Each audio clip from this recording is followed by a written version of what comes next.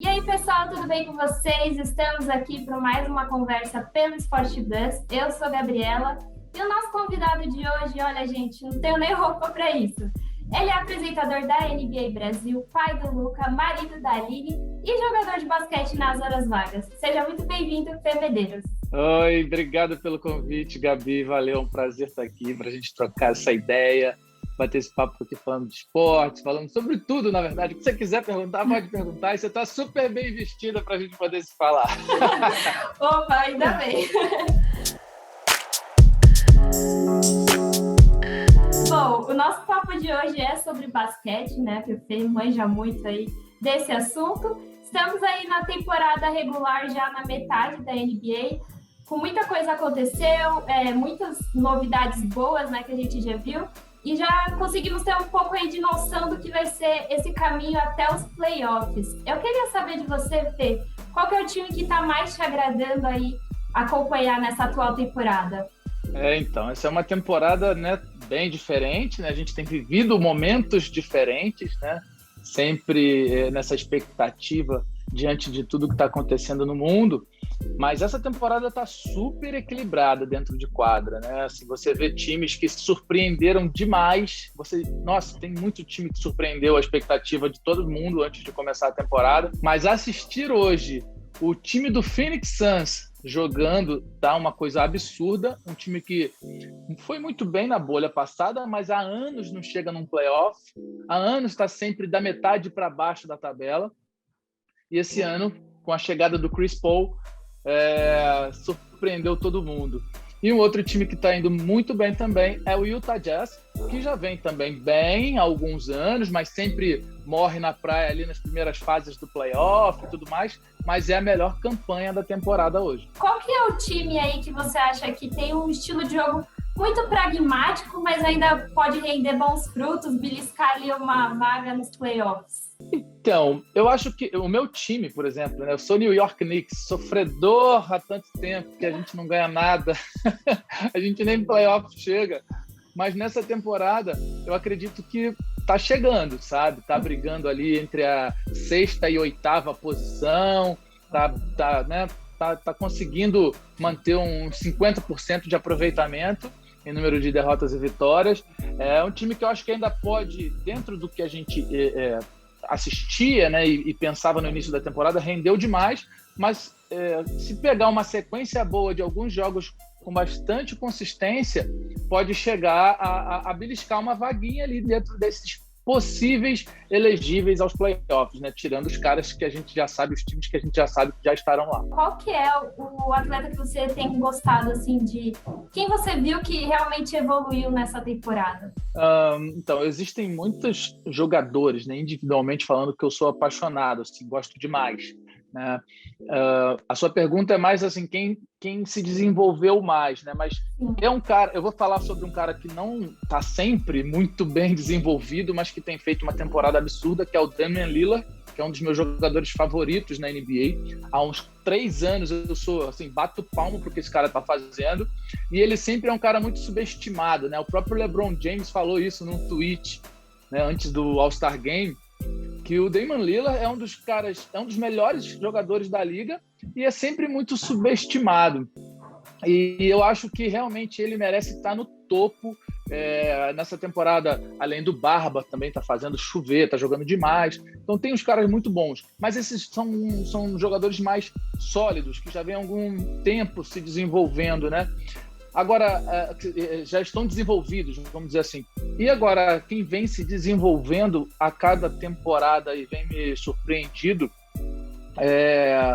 assim, eu não digo surpresa, porque como eu acompanho, né, os jogadores, mas a gente tem visto coisas muito boas ali acontecendo com ele, mas o Nikola Jokic é um cara que está na corrida também para o MVP, é um cara que não é nada atlético, mas é um cara que tem uma inteligência absurda dentro de quadra, um QI de jogo deslumbrante, e de um ano para o outro ele vem se desenvolvendo cada vez mais até agora chegar nessa temporada e também estar na corrida para o melhor jogador da temporada regular. Vamos citar aí o Jokic, que está lutando ali mesmo para correr pelo MVP, e quais outros jogadores você acha que estão aí nessa briga? Tem muitos, né? LeBron James sempre vai estar, Antetokounmpo, o Barba vem fazendo um bom campeonato.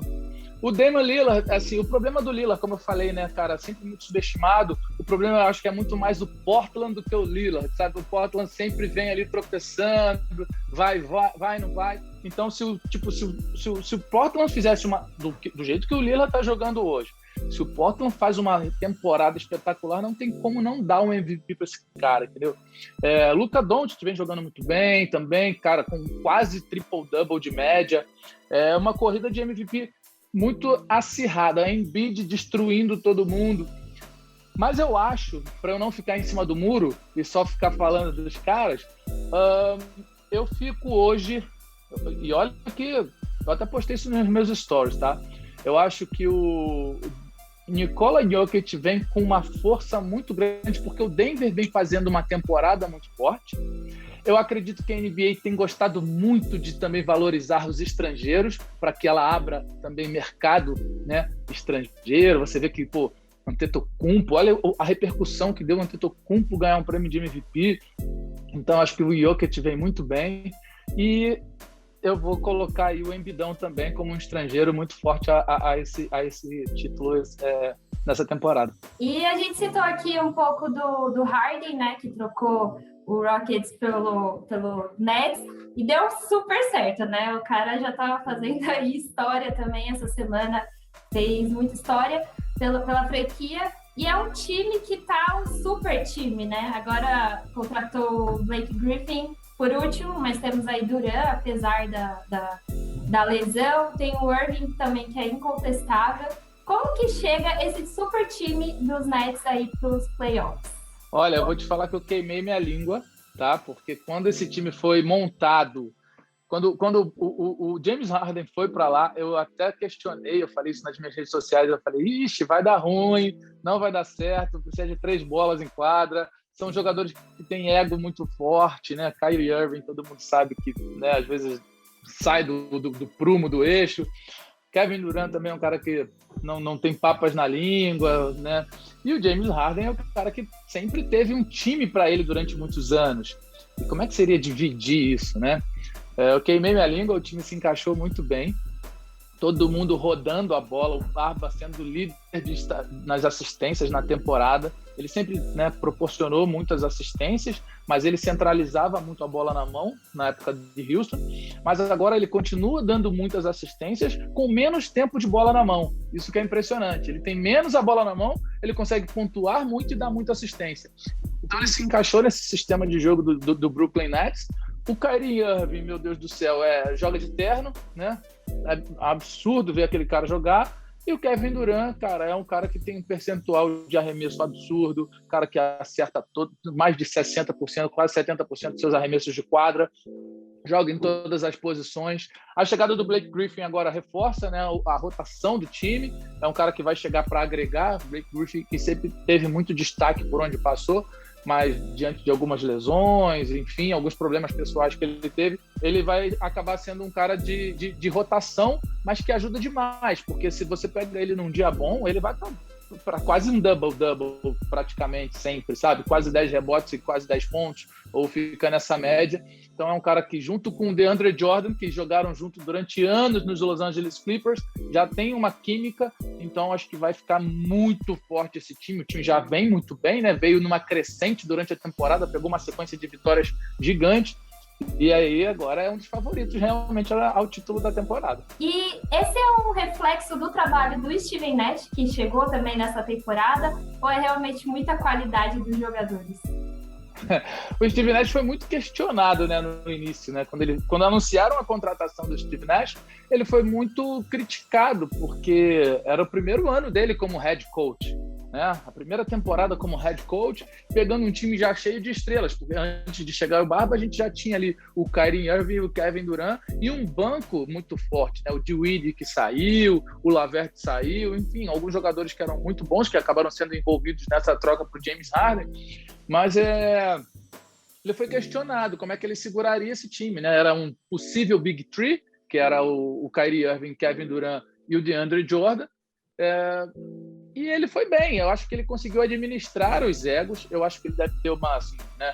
Não dá para acompanhar 100% do trabalho que tem sido feito, mas eu acho que ele conseguiu administrar esse ego na equipe. Eu acho que ele conseguiu, junto com esses caras que são os líderes dentro de quadra, proporcionar bons momentos para os jogadores mais jovens, para os jogadores de rotação, porque você vê que o time todo joga, o time todo está rodando bem. Então, o papel dele ali, eu acho que, além de implementar um sistema de jogo, é muito mais também um trabalho psicológico com esses caras que são super estrelas. Aqui a gente falou da temporada passada, que foi, além de ter sido interrompida pela pandemia, como o esporte no todo, foi uma temporada também muito marcada pelos movimentos dos atletas, principalmente aí na luta contra o racismo.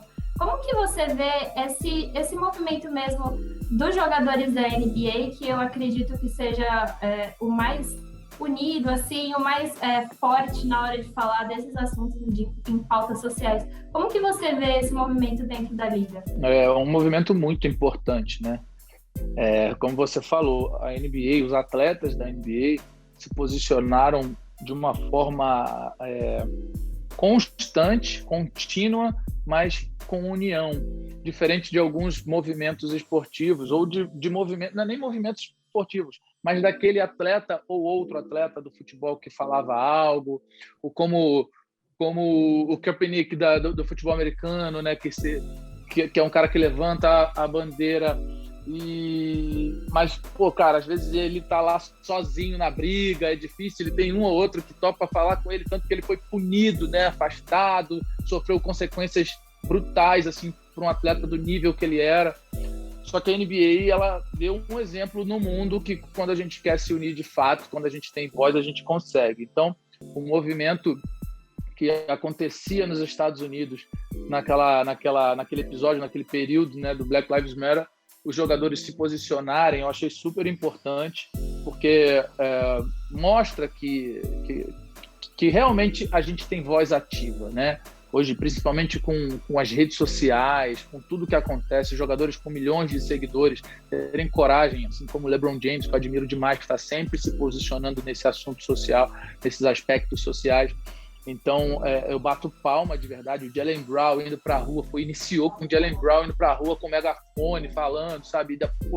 Então, essa representatividade é muito importante socialmente falando, mas também é muito importante para o esporte, né? Para mostrar o quanto o esporte é uma ferramenta transformadora, não só fisicamente falando, mas socialmente falando, psicologicamente falando. O esporte, ele extrapola as 4 linhas, ele extrapola as quadras quando a gente quer realmente fazer dar certo. Agora, falando um pouco aí de ser apresentador, de ter essa experiência com a NBA, qual que é, assim, sua melhor experiência mesmo que você vivenciou aí, que a NBA te proporcionou? A NBA, cara, assim, eu sou apaixonado pela NBA, né? Assim, a minha vida inteira foi dentro da quadra, joguei basquete durante todos os anos da minha vida, assim, a partir dos meus 10, 11 anos de idade eu já estava jogando, minha família toda joga, a minha relação com o basquete sempre foi muito próxima, fiz educação física por causa do basquete, enfim,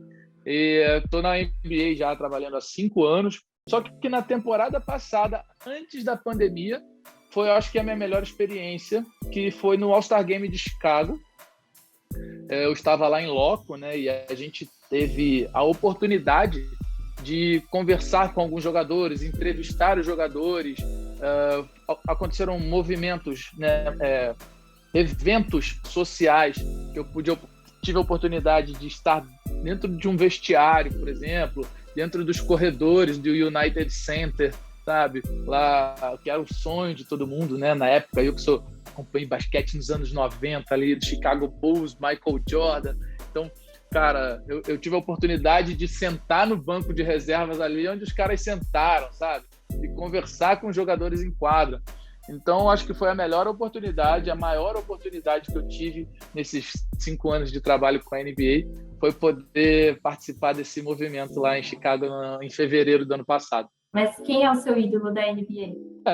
Tem uma pessoa que não é nem considerada ídolo, né? Michael Jordan você não precisa colocar, você tem que colocar Tá no topo. Ele tá no topo, a gente considera o resto.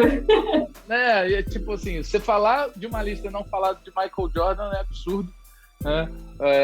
Acho que é o cara que, diante de tudo que a gente, principalmente agora que a gente ficou sabendo depois do documentário, né, que lançou na Netflix lá do Michael Jordan, que você, caraca, ficava ansioso para assistir o segundo episódio ou o terceiro, porque era de semana em semana, você já estava ali com a pipoca pronta, ficar sabendo mais ainda dos bastidores, e você vê como ele era um cara durão, né, assim, com os próprios companheiros.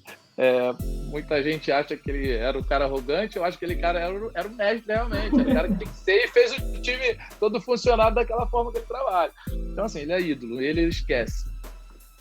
Agora, hoje em dia, atualmente não tem como também não falar de LeBron James, sabe? Assim, LeBronzete, seu LeBronzete, não tem como falar de NBA sem falar do LeBron James, por todo o impacto que ele tem dentro da quadra e fora da quadra.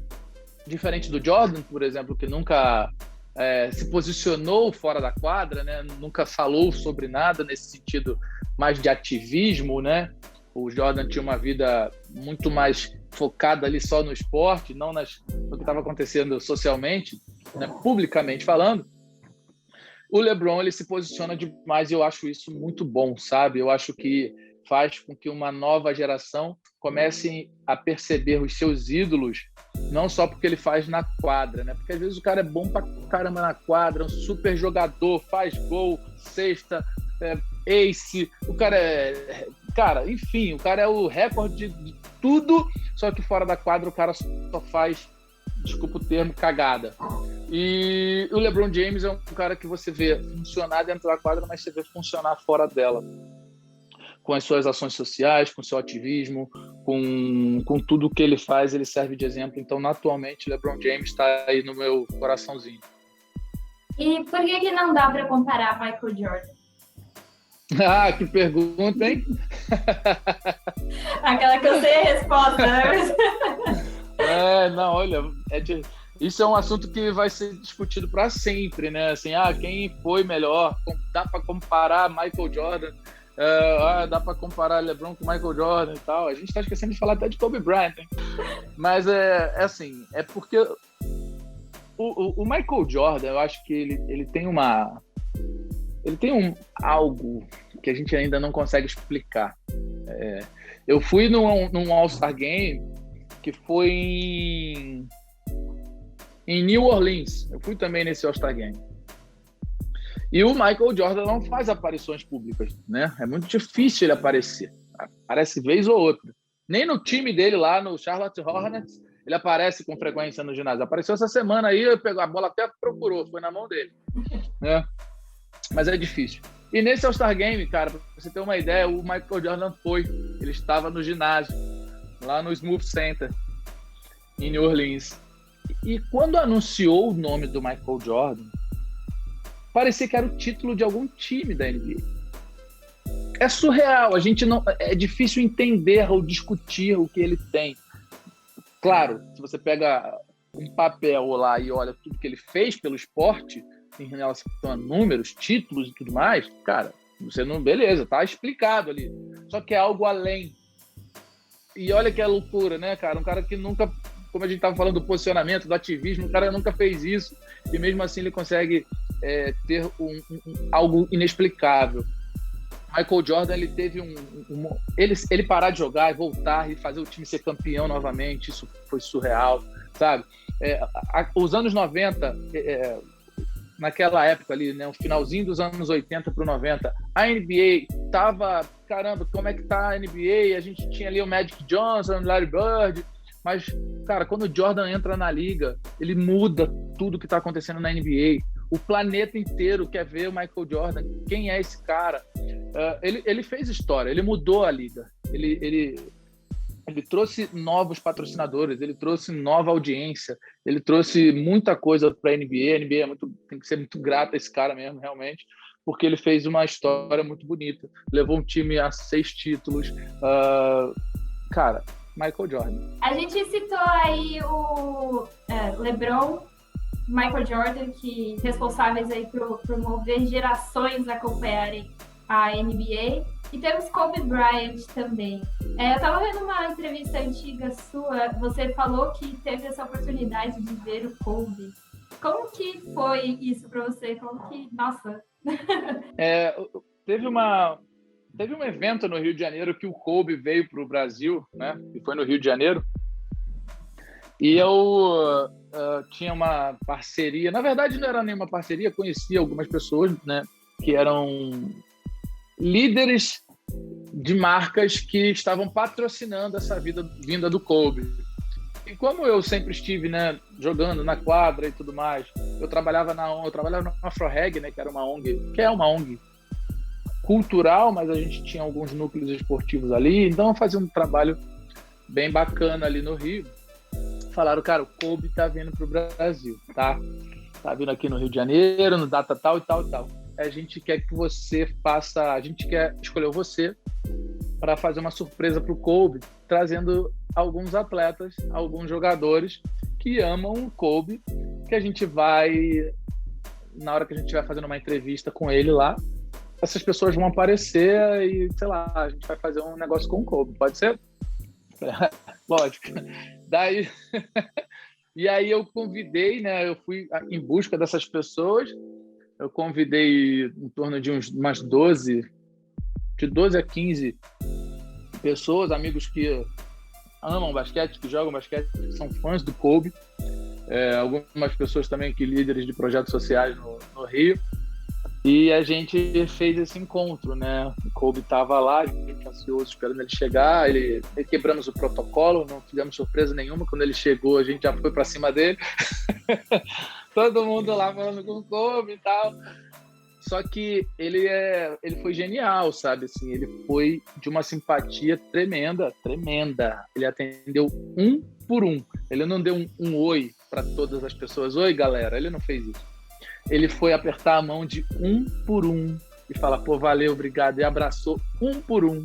Ele assinou a camisa, boné, bola de um por um. Com um sorriso no rosto, com câmera em cima dele. E mesmo assim, ele olhava no olho, ele apertava a mão. Então, assim, até arrepia falar isso, sabe? Eu tenho uma tatuagem do Kobe aqui, né? Eu tatuei o Kobe nas minhas costas, porque é um cara que representa muito para mim, até por conta da mentalidade também, não só por conta da quadra. E esse momento me marcou muito. E aí tá marcado agora na minha pele também, porque o Kobe foi de extrema importância para a minha geração também, né? Em relação a tudo que ele fez dentro de quadra e também fora dela.